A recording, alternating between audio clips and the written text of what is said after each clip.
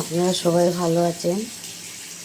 আজকে রান্না হচ্ছে আমার ভাত, কুমড়ো ভাজা আর ডিম কষা, সঙ্গে ধনেপাতার চাটনি। তেল দিয়ে দিলাম কুমড়ো আলু ভাজার জন্য, কুমড়ো ভাজার জন্য। তেলটা গরম হয়ে গেছে, আমি কুমড়োগুলো দিয়ে দেবো।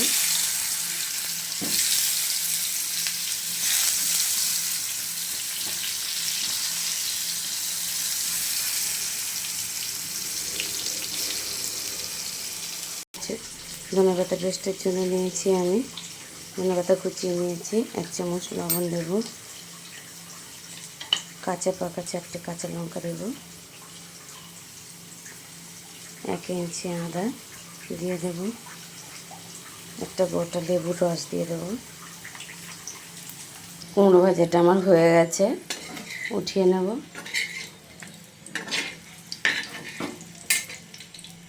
যেহেতু কুমড়ো ভাজার তেলটা আছে, এটাকে নষ্ট করব না, কারণ ডিমের আলুটা ভেজে নেব।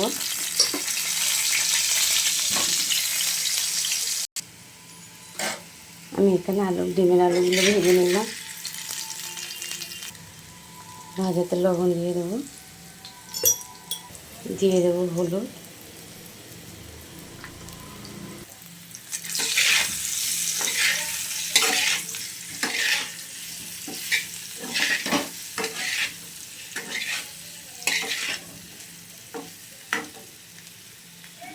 কড়াইটা আমি বসিয়ে দিয়েছি গরমের জন্য।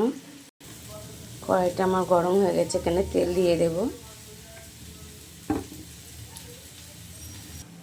তেলটা আমার গরম হয়ে গেছে, আমি ডিমগুলো দিয়ে দেবো, হলুদ মাখা ডিমগুলো।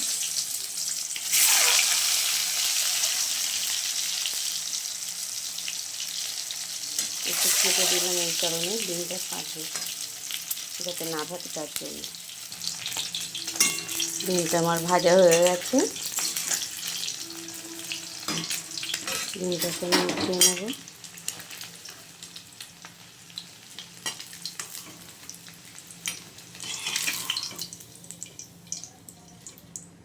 এখানে আমি একটা গোটা পেঁয়াজ কেটে রেখেছিলাম, সেটাকে দিয়ে দেবো।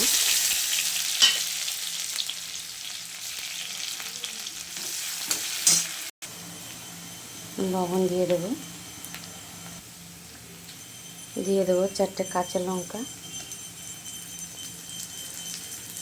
আদা পেস্ট ভেজে নেব। আদাটা কষে এসেছে, দিয়ে দেবো একটা গোটা টমেটো কুচি,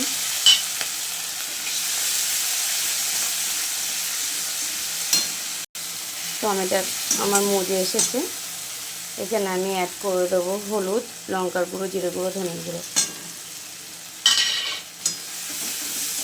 এটাকে আমি ভালো করে কষিয়ে নেব। কষিয়ে নেওয়ার জন্য আমি এখানে একটু জল অ্যাড করব।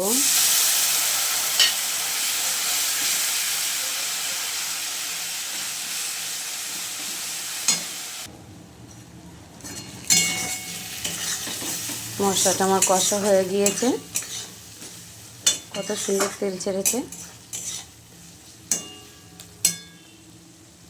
এখানে আমি আলুগুলো অ্যাড করব।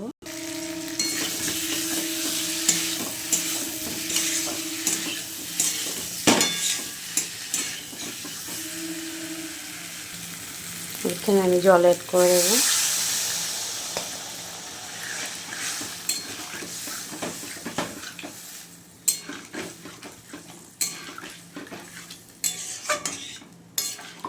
এটা আমি কষা বানাবো, যেহেতু ঝোল করব না, ঝোলটা রাখবো না বেশি করে। আমার ডিমের কারিটা রেডি হয়ে গেছে। গ্যাসটাকে আমি অফ করে দেব।